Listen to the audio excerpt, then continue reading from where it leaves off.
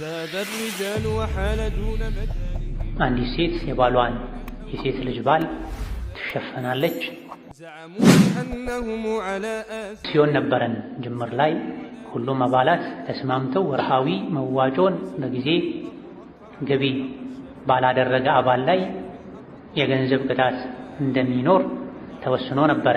በጊዜ ገቢ ላላደረገ ገንዘብ በተጨማሪ ገንዘብ ቅጣትን ማስቀመጥ እንዴት ይታያል? وحشوا بواطنهم من ተፍሲር ስንማር የቁርአን አያዎች ደብተሮች ላይ ስንጽፍ ሁሉንም ምልክቶችን አሟልተን ባለመጻፋችንና ደግሞ የጻፍንበት ነገር እኛ ቁርአን እንደተጻፈበት ስለምናቅ ብንጠነቀቅም ሌላው ሰው ሳያውቅ የጻፍንበት ነገር ሊወረወረው ይችላል። ከሌላ ነገር ጋር ሊደርበው ስለሚችል እንዴት ብናደርግ ይሻላል? እናቴ ቶሎ ቶሎ በመውለዷ በጣም የተጎዳች ነው። ብዙ ጊዜ ትታመማለች። ለዚህ ሲባል ለወሊድ መከላከያ መውሰድ እንዴት ይታያል? ያለ ኒካህ የተወለደ ልጅ እንዴት ነው የሚጠራው? በአሁኑ ሰዓት እየተደረገ ያለው እንደ ሐላል አባት ተደርጎ በአባቱ ነው ብሎ ይጠሩታል። አባቱ ነው ብሎ ይጠሩታል። አብሮ ያድጋል፣ ይኖራል፣ ይዳራል። እንዴት ይታያል? فاغتنم رحمك الله حياتك النفيسة واحتفظ بأوقاتك العزيزة. الحمد لله والصلاة والسلام على خير خلق الله محمد بن عبد الله وعلى آله وأصحابه ومن والاه. اللهم لا علم لنا إلا ما علمتنا إنك أنت العليم الحكيم. يا معلم آدم وإبراهيم علمنا ويا مفهم سليمان فهمنا وأعوذ بك اللهم أن أقول فيك ما ليس لي به علم. أما بعد ዛሬ ከምናያቸው ጥያቄዎች የመጀመሪያው አንዲት ሴት የባሏን የሴት ልጅ ባል ትሸፈናለች ወይ? የራሷን ልጅ ባል ነው ማትሰተረው እንጂ ራሷ የወለደቻትን ሴት ልጅ ባል አትሸፈን። ልጇን ባሏ ከሌላ ሴት የወለዳትን የባሏን ልጅ ያገባን ወንድ ልጅ ግን መሸፈን አለባት። አጅነቢ ከዚህ በእክትሳር አንዲት ሴት ልጅ ራሷ የወለደቻትን ሴት ልጅ ያገባ ባል ለሷም ልጅ ነው። ከሷ ጋር ካገባት ልጇ ጋር እንኳ ቢፋታ መቼም ለሷ አጅነቢ አይሆን። ቢፋቱ እንኳ ልጇን ያገባ ወንድ ለሷ አጅነቢ አይሆን። ቢፋታም ከልጇ ነው እንጂ ቢፋታው አጅነቢ የሚሆነው ካገባት ሴት ልጅ ወላጅ ጋር አጅነቢ አይሆን። ሱረቱ ኒሳ ላይ ይሄ በግልጽ ተቀምጧል።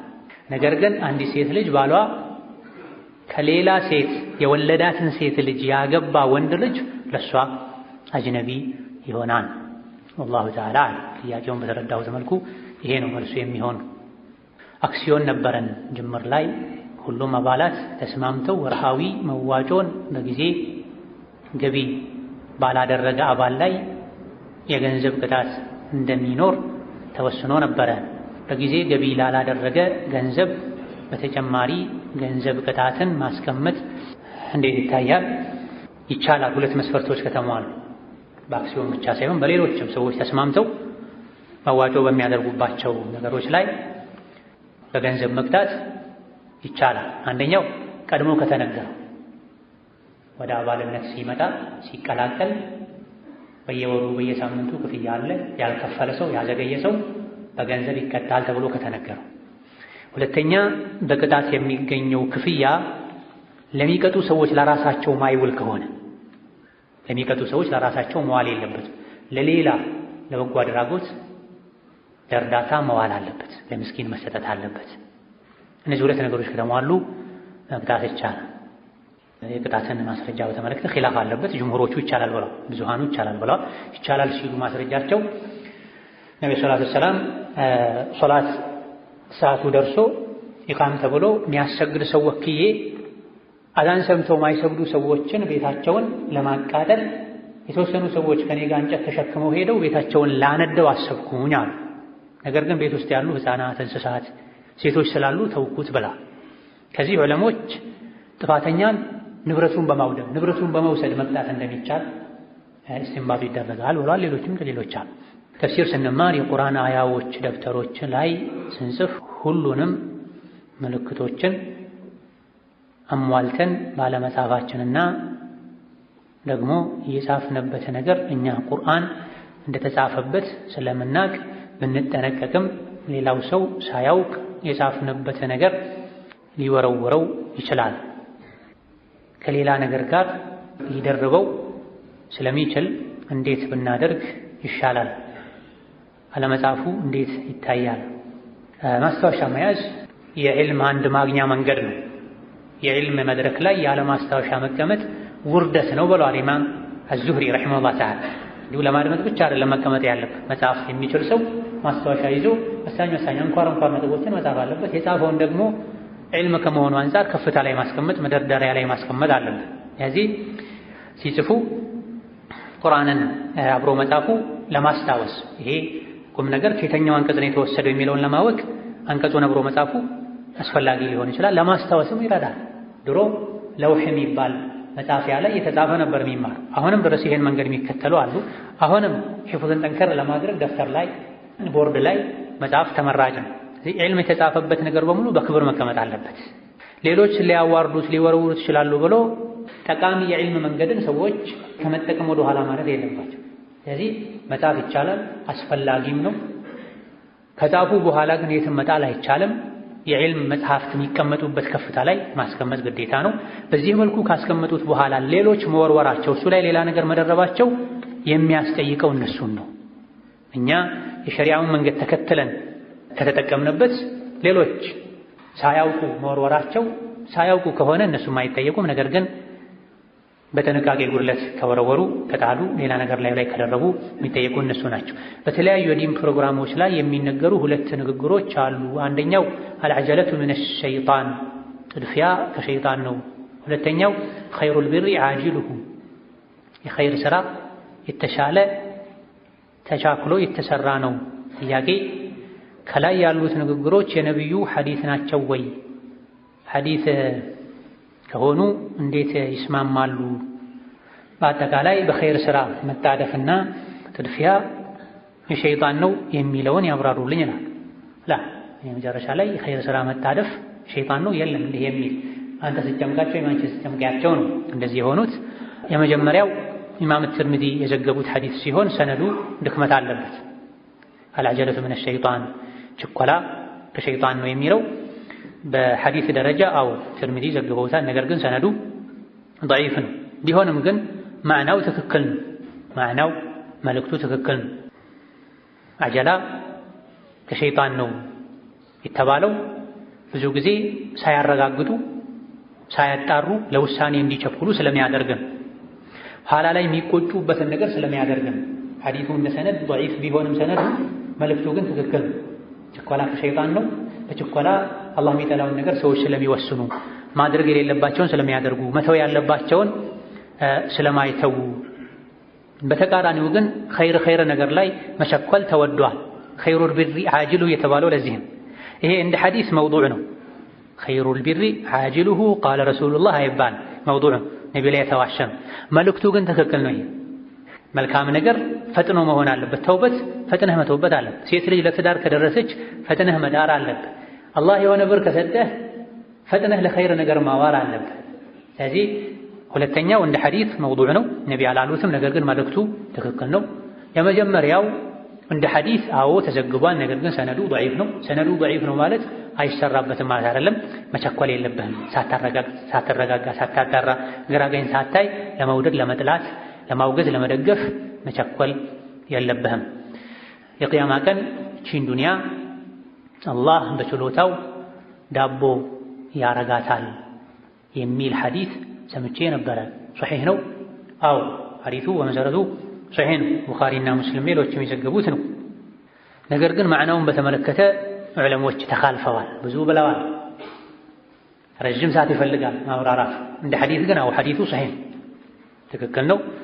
ያውም ቡኻሪና ሙስሊም የዘገቡት ሐዲስ ነው። ማዕናው ምንድን ነው የሚለው ላይ ግን ዑለሞች እጅግ በጣም ብዙ ብለዋልና ያን ሁሉ ማለት አሁን አይቻልም። በኺሷር የገይቡ ጉዳይ የአኼራ ጉዳይ ነው። ሁሉን ነገር ማድረግ የሚችለው ጌታ የቂያም ቀን አላህ ተባረከ ወተዓላ ምድርን እንደ አንድ ዳቦ ያደርጋታል ተብሎ የቂያም ሜዳ ላይ ፍርድ እስኪሰጥ ድረስ ሙእሚኖች እንዳይራቡ ለሙእሚኖች መመገቢያ ትሆናለችም ተብሏል በአንዳንድ ዘገባ። በሌላ በኩል ምድር ወደ እሳትነት ትቀየራለች አልተባለም ወይ? ይህ ነው ነገሩን ያሰፋው። የውመ ቱበደሉ አልአርዱ ገይረ አልአርዲ ወሰማዋት ተብሎ ሁሉም ይሆናል በአላህ ቁድራ። ዋናው ሐዲሱ ሶሒህ መሆኑን ማመን ነው። ከተጋጨብህ እንዴት ላስማማው ማለት ነው ያለብህ። አዎ የቂያም ቀን ምድር እንደ አንድ ዳቦ ትሆናለች ተብሏል። በምሰሶ መሃል ላይ መቆም እንዴት ይታያል? አንዳንድ ጊዜ የተወሰነ ሰው በምሰሶ መሃል ቆሞ ሶፍ ሳይሞላ ከኋላ ሌላ ሶፍ የሚሰሩ አሉ እና እንዴት ይታያል? አይቻል መሆን ያለበት የፊት ሶፍን መሙላት ነው። በመሰረቱ ነብዩ ሰለላሁ ዐለይሂ ወሰለም ተቀደሙ ወደፊት ጠጋበሉ፣ ኢተሙ ቢ እኔን ተከተሉ፣ ወሊያተማ ቢኩም መን ኸልፈኩም ከኋላችሁ ያሉ እናንተን ይከተሉ ብላ። አንዳንድ ሰዎች ሲዘገዩ አዩ ነብዩ ሰለላሁ ዐለይሂ ወሰለም ወደ ኋላ ሲሉ ወደ ግርግዳ ወደ ጥግ ሲሉ ባዩ ጊዜ ተቀደሙ ወደፊት ነው እናንተ እኔን ተከተሉ ከኋላችሁ ያሉ እናንተን ይከተሏል። ከዚህ አስሉ የፊተኛውን ሶፍ ከዛ ሁለተኛ ከዛ ሶስተኛ ያሉ መሄዱ። በመሰሶ መሃል መስገድ የተጠላ ነው ሶፉ ስለሚቋረጥ። ነገር ግን ከተጀመረ መጀመሩ ከሚያቋርጠው በላይ አንተ ክፍት አድርገህ ሌላ መፍጠሩ ስለሚያቋርጠው ከተጀመረ መሙላት አለበት። አማራጭ ካለ ሰዎች ከተስማሙ ከተግባቡ ሶፍ ማይጨናነቅበት መስጂድ ማይሞላበት ወቅት ላይ የሚቆረጡ ሶፎችን መተው ካልሆነና ሰው ከጀመረው አታድርግ። አንተ የተጀመረው ሙላ። መሃል ላይ ሌላ ክፍተት ያለበት ሶፍ ኖሮ አንተ ከኋላ አዲስ ፈጥረህ ሙሉ ቆም ያለው ብለህ ከምትል ወደፊት ቀረብ ያለው ወደ ኢማም ቀረብ ያለው የተሻለ። ጅምሁር ዑለማ አንደኛ ሶፍ የሚባለው ለኢማም ቅርብ የሆነው ነው ጎደሎም ቢሆን ብላ። ለምሳሌ አንዳንድ መስጂዶች አሰራራቸው አንደኛው ሶፍ ግማሽ ይሆናል ሙሉ አይሆንም።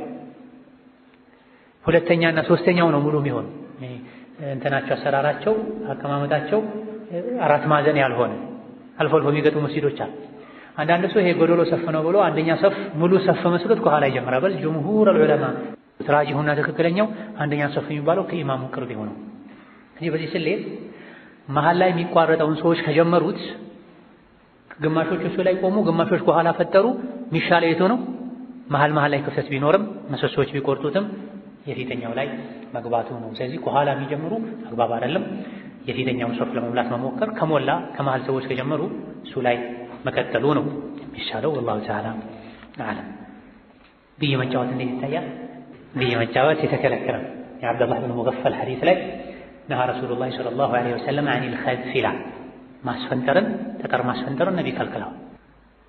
አይን ያጠፋል ጥርስ ይሰብራል እንጂ ጠላት አያጠቃም። ምንም ሙያ አይደለም፣ ምንም ጥቅም የለውም። ይሄን የምታስፈነጥረው ሙያ ሆኖ ጦር ሜዳ ላይ ቢጠቅምህ ቀስት ቢሆን ጦር ቢሆን ችግር የለም። አንተ ግን ዝም ብለህ የምታስፈነጥረው ነገር ጥቅሙ ምንድነው? ጠላት ካለ አይን መስበር ጥርስ መስበርና አይን ማጥፋት የለም። ይሄ ጠላት የሚያጠቃ ደረጃ ነው። ይልቅ ልጆችን ነው የሚያበላሸው። እሱን ያስፈነጠሩ በየጥጉ በየመንገዱ ያስከነጠሩ ሸር ወደ ውስጣቸው ያስገባሉ። አደብ ከሌላቸው ልጆች ጋር ይገናኛሉና አይቻልም። አብዱላህ ብን ሙገፈል የወንድሙን ልጅ ደጋግሞ መከረ። ሁለት ሶስቴ አይቻልም። ከዛ በኋላ ዳግም ሲጫወት አየ። ከከለከለው በኋላ ሲጫወት አየውና ሶስተኛ ዙር ከመከረው በኋላ ወላሂ መቼም አላናግርህም፣ የአላህ መልእክተኛ ብይ ማስፈንጠርን እንደ ብይ ያለ ነው። በእርግጥ ብይ ራሱ ላይ ሆነ ይችላል። ኸልፍን ከልክለዋል እያልኩህ የነገርኩህ ደጋግመህ ታደርጋለህ፣ ወላሂ አላናግርህም ብላ። ብይነቱ ብቻ አይደለም እኮ ይሄን ቢጫወቱ ብዙ ጊዜ ችግር ያለባቸው ናቸው። የጸባይ ችግር ያለባቸው ልጅህን ያበላሻሉ። ግን ሐዲሱ ላይ ተከልክሏል። ይሄን መከልከል ይኖርብናል። ሶላት ከሚያሳጥር ኢማም ምንሰግድ ማቋረጥ አለብን ወይስ እንከተል? ሶላት የሚያሳጥር ሰው ሚሞላ ኢማምን ተከትሎ ከሰገደ ሞልቶ መስገድ ዋጅብ ይሆንበታል፣ ግዴታ ይሆንበታል። ከማሙም ጋር ሙሉ ከሚሰግድ ኢማም ጋር የገባ ሰው ከመጀመሪያም ጀምሮ ይግባ፣ ሁለት ብቻ ሲቀርም ይግባ፣ ጥሩ ገጠመልኝ እኔ ሁለት ነው የምሰግደው ሚልም ይሁን የመጨረሻ አተህያቱም ላይ ይግባ፣ ኢማሙ የሚሰግደውን ተነስቶ መሙላት አለበት። ማሳጠር የሚችለው ከሚያሳጥሩ ሰዎች ጋር ከሰገደ ወይም ደግሞ እሱ ራሱ ኢማም ሆኖ ካሰገደ ሰዎችን ሙሉ እኔ መንገደኛ ነኝ ብሎ ማሳጠር ይችላል። ሌላ ሶላት ጀምራለሁ እተዋለሁ፣ ለዚህ ዘላቂ መፍትሄ ጠቁሙኝ። ወንጀል መተው። ወንጀልን የሚሰራ ሰው ወንጀልን የሚያበዛ ሰው ቀን ወንጀል ሲያይ የሚውል ወንጀል ሲናገር የሚውል አላህን የሚያስወጣ ነገር የሚያደርግ ሰው የሌሊት ሶላት ተነስቶ መስገድ አይችልም። ደጋ ቀደምቶች ሌሊት ለመስገድ እታገላለሁ ግን አልችልም ሲሉ ቀን ቀን አታምፀው ማታ ፊቱ ያቆመሃል ብላ። እዚህ የምንበላው የምንጠጣው የምናየው የምንናገረውን ከመጠንን ከመረጠን ሌሊት መስገድ እንችላለን። በኩፍ ላይ ያበሰ ሰው አውልቆ ቢሰግድ እንዴት ይታያል? ኺላፍ አለበት። በጣም ሰፋ ያለ ኺላፍ አለበት። ራጂሑና ተመራጩ ኩፉን ስታወልቀው ውዱ ይፈርሳል። ቅርብ ከሆነ ውዱ ያደረግከው ሄደህ እግርህን አጥባህና ውዱ ያደረግከው ረጅም ጊዜ ከሆነ ሙሉ ውዱህን አድርገህ ስገድ። አይ አይደለም ልክ እንደ ፀጉር ነው። ፀጉርን ካበስክ በኋላ ፀጉርህን ብትላጨው ዝም ብለህ መስገድ እንደምትችለው ካልሲ ላይ ካበስክ በኋላ ካልሲን አውልቀህ ስግድ ችግር የለውም ያሏል። ነገር ግን ቅያሱ የተራራቀ ነው። ፀጉር ሌላ የእግር ካልሲ ሌላ ነውና ከጥንቃቄ አንፃር ከወለቀ አጥቦ እንደገና ተመልሶ ውዱ ማድረግ ወይም ማጠቡ እግር ማጠቡ የተሻለ። ዩኒቨርሲቲ የደረሰው ወይም ደግሞ ስኮላርሺፕ ያገኘ ሰው መንገዱ ከሙሕሪም ጋር በመሄድ ከዛ እዛ ለብቻ ሲመለሱ ደግሞ ከሰው እዛው ከሙሕሪም መሄድ ይቻላል ወይ? ዋናው የተከለከለው ጉዞ የሚባልን ርቀት ያለ መሕረም መጓዙ ነው። ስለዚህ አንዲት ሴት ልጅ ለትምህርት ሌላ ሀገር ሌላ አካባቢ ስትሄድ አብሮ የሚወስዳት ስትመለስ የሚመልሳት ካለ እዛ ሀገር ስትኖር መቆይታዋ አላህን ከፈራች ሲሄድና ስመጣ መሕረም ጠብቆ እንደወሰደኝ እንደሚወስደኝ እንደሚያመጣኝ እዚህ ደግሞ እኔ ራሴን እጠብቃለሁ አላህ ይጠብቀኛል እጠነቀቃለሁ ካለች በመሰረቱ ችግር የለውም። እዛም ግን ስትሄድ ሐኪም ቤት መሄድ ቢሮ መግባት ሲያስፈልግ አብሯት የሚገባ እህት፣ ጓደኛ፣ ዘመድ የሆነ ሰው መኖር አለበት። ለብቻ መጓዙ ነው ረዥም ጉዞ የሚያስብልን ያክል ርቀት ለብቻ መጓዙን የተከለከለው መሕረም ያስፈልገው እንጂ ሀገር ውስጥ እስከሆነ ድረስ መሕረሙ ግዴታ አይደለም። ሙራፊቅ ግን ኸልዋ እንዳይኖር በሚያስፈልግበት ሰዓት ጓደኛ እህት ይዞ መግባት ያስፈልጋል።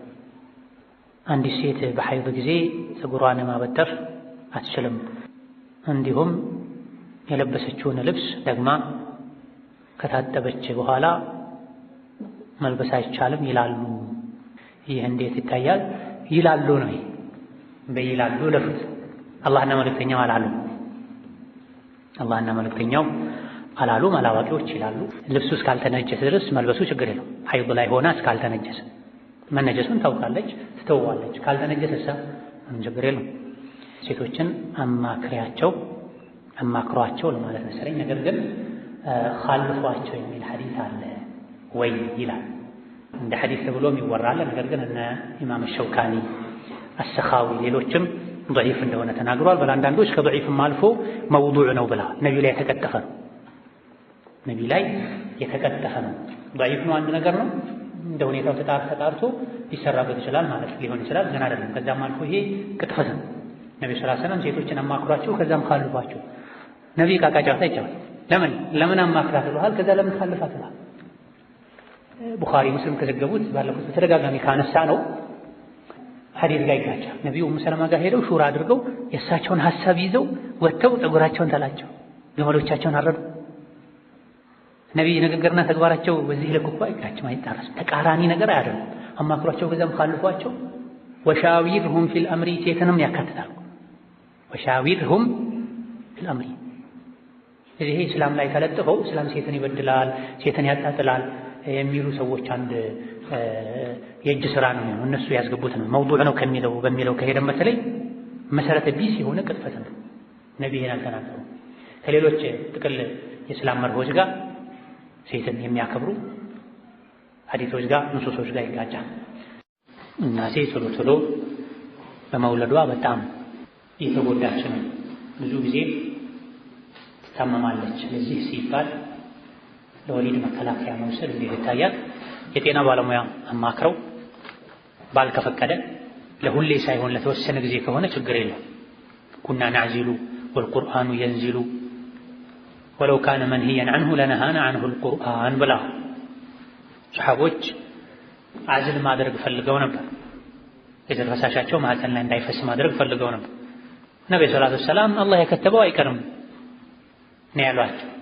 ሰሓቦች ግን እኛ እናደርግ ነበር አዝልን የዘር ፈሳሽ ማህፀን ላይ እንዳይፈስ እናደርግ ነበር፣ ቢከለከል ቁርአን ይከለክለን ነበር ብላ ከዚህ መነሳት በበቂ ዓላማ ድህነት ተፈርቶ ሳይሆን ጭራሽ መውለድ አያስፈልግም ብሎ የኡማውን ቁጥር መቀነስ በሚያስከትል መልኩ ሳይሆን ለተወሰነ ጊዜ አንድ መስፈርት ለሁሌ ወሊድን ማቋረጥ ወይም ደግሞ ካፊሮች እንደሚሉት የቤተሰብ ምጣኔ ተብሎ ይሄ አይቻልም። ድህነት ፈርቶ ከሆነ አይቻልም። ከዛ ውጪ በቂ ምክንያት ካለ እናት ከታመመች በጊዜያዊነት ከሆነ የጤና ባለሙያን አማክሮ የትዳር አጋር ጋር ተስማምቶ ማድረግ ይቻላል። ያለ ኒካህ የተወለደ ልጅ እንዴት ነው የሚጠራው? በአሁኑ ሰዓት እየተደረገ ያለው እንደ ሐላል አባት ተደርጎ በአባቱ ነው ብሎ ይጠሩታል። አባቱ ነው ብሎ ይጠሩታል። አብሮ ያድጋል፣ ይኖራል፣ ይዳራል። እንዴት ይታያል? ያወርሱታል፣ ውርስም ያወርሱታል። ከኒካህ በፊት የተረገዘ ልጅ ሳይወለድ ኒካህ አስረው ይኖራሉ። ሲወልድም አኺሪ ረጅም ሐሳቡ መልእክቱ አንድ ብቻ የሆነ ጥያቄ ነው። አኩል ሐል ይሄ በዘመናችን እጅግ በጣም እየተስፋፋ ያለ የሚያሳዝን የአላህን በላ ሊያመጣ የሚችል ጥፋት፣ ስህተት ውጤት። በተደጋጋሚ በርካታ አባቶች የዲን የሚጨነቁ ሰዎች በግልሉ መጥተው አናግረውኛል። በዚህ ዙሪያ መቼ ነው ኹጥባ የሚደረገው እያሉ ብዙ ጊዜ ኒካህ ልናስር ሄደን ለሽምግልና ሄደን እነሱ ተስማምተው ጨርሰዋል፣ በፍቅር 2 ዓመት ተሳልፈዋል፣ 3 ዓመት ተሳልፈዋል ይሉናል። በኢስላም እንዲህ ነገር አለው ይላሉ ብዙ አባቶች። ፈትዋ የሚጠይቁ ሰዎችን በየጊዜው ከምንሰማቸው ነገሮች አንዱ ይሄ ለትዳር ተጫጭተን ነበረ ግን ከኒካህ በፊት ተሳሳተን ይላል። አንዳንዶች ደግሞ ኻቲማቸው ሲበላሽ ሰርጉ እሁድ ሆኖ ጁማ ቃል ይገዙ አብረው ይወጣሉ። ሶስተኛቸው ሸይጣን ይሆናል። 2 ቀን ሲቀራቸው 1 ቀን ሲቀራቸው ይነጀሳል። ሰለላሁ ዐለይሂ ወሰለም። አንዳንድ ደዩት የሆነ አባት አለ ልጁን ከጮኛ ዋጋ የፈለግሽበት ሂጂ ብሎ ይፈቅዳል። ደግነት ይመስላቸዋል፣ ስልጣኔ ይመስላቸዋል። ፋራነት ይሄን ሞኝነት ይሄን መሰልጠን ሳይሆን መሰይጠን ነው። ከኒካህ በፊት ግንኙነት ሐራም ነው፣ ዚና ነው፣ ምንም ለውጥ የለውም። ከኒካህ በፊት ከጮኛ ጋር ግንኙነት ማድረግ ዚና ነው፣ ምንም ለውጥ የለውም። ኒካሁ ሲታሰር ብቻ ነው ዚናነቱ የሚቀር። ስለዚህ አባቶች አላህን ሊፈሩ፣ እናቶች አላህን ሊፈሩ፣ ወጣቶችም አላህን ሊፈሩ ይገባል። ዝሙት ነውር ነው፣ ውርደት ነው፣ ጽያፍ ተግባር ነው፣ ቆሻሻ ተግባር ከሩቁ ሊርቁት ይገባል። በተለይ ወደ ትዳር የሚገባ ሰው የትዳር ግንኙነቱን በሐራም ሊጀምረው አይገባም። ከዛ በኋላ እንዴት ደስተኛ ሆኖ ይኖራል ሙእሚን? ሐራም ግንኙነት ላይ የተጀመረ ትዳር ውስጥ ገብቶ ወንጀሉ የመጣ እስከ ላይ በጠብጠው አላህን አይፈራም። ሌሎች ወንጀሎች እንደው ዝሙት አንፃር ሲታዩ አጥራቸው ቀለል ያለ ነው ሊባል ይችላል፣ በድንገት ሊደረጉ ይችላል። ዝሙት እኮ ብዙ አጥሮች ተሰብሮ የሚደረግ አፈአሚኑ መክረላህ ወላ ያእመኑ መክረላህ ኢላ አልቀውሙል ኻሲሩን። ዝሙት ብዙ በር አለው፣ በድንገት አይሆንም። ያን ሁሉ በር ሰባብሮ የሚሄድ ሰው የዝሙት ጭቃ ውስጥ የሚገባ ሰው አላህ እዛው ጸጥ ሊያደርገኝ ይችላል ብሎ እንዴት አይፈራም? አሁን የተጠየቀ ያለው ስለ ልጁ ነው። ነገር ግን መሰረቱ መጀመሪያ መስተካከል አለበት። የዝሙትን ሐራምነት፣ ቆሻሻነት፣ አስጸያፊነት ካወቀን ይሄ ነገር ይቀረፋል። ዝሙት የሚለውን ያልተረዱ ሰዎች እንዳሉ ነው አህዋሎች የሚያሳዩት። ዝሙት አስገድዶ መድፈር ብቻ ነው፣ ተደብቆ መስራት ብቻ ነው ብለው ነው የሚያስቡት። ኒካህ ሳይታሰር የሚደረግ ግንኙነት ሁሉ ዝሙት፣ ብልግና ነው። ሙእሚን ከዚህ መራቅ አለበት። ያለ ኒካህ የተወለደ ልጅ በአባቱ አይጠራም፣ በእናቱ ነው የሚጠራው። ትንሽ እሱን ሞራል ለመጠበቅ ካስፈለገም በእናቱ አባጥረው ኢብኑ አብደላህ በለው እንጂ በሐራም የዘር ፈሳሽ የተፈጠረ ጽንስ ልጅ በአባቱ አይጠራም፣ አይወርስም። ስለዚህ በእንዲህ አይነቱ ነገር እየተበከለን የአላህን ቁጣ ልናመጣ አይገባም። ዚና ከሙስሊም አይጠበቅም። ዑፉ ተዑፉ ኒሳኡኩም ፊልመሕረም ወተጀነቡ ማ ላ የሊቁ ቢልሙስሊም ይብሏል ኢማሙ ሻፊዒ። ሴቶቻችሁን ጠብቁ፣ ክብራችሁን ጠብቁ፣ ከሙስሊም ማይጠበቅን ነገር ራቁ። ዝሙት ብድር ነው፣ የሚከፈለው ከአንተው ቤት ነው። ሰው ቤት ሄዶ በ1000 ብር ዝሙት የሰራ እሱ ቤት ውስጥ በ25 ሳንቲም ዝሙት ይሰራል። የሰው ቤት ያንኳኳ የእሱ ቤት ይበረገዳል ተብሎ ይሄ ትክክለኛ ያልሆነ ዝምድና ነው። የዝሙት ልጅ ግንኙነቱ ከእናቱና ከእናቱ ቤተሰቦች ጋር ብቻ ነው። በአባት በኩል ምንም አይነት ግንኙነት አይኖርም። ይሄን በይፋ ልንመካከርበት፣ ልናስቆሙ፣ ልጆቻችንን ልንጠብቅ ይገባናል። هذا الله تعالى ዛሬ እዚህ በቃናል። ወቢላሂ ተውፊቅ። ሰላም አለይኩም ወራህመቱላሂ ወበረካቱሁ።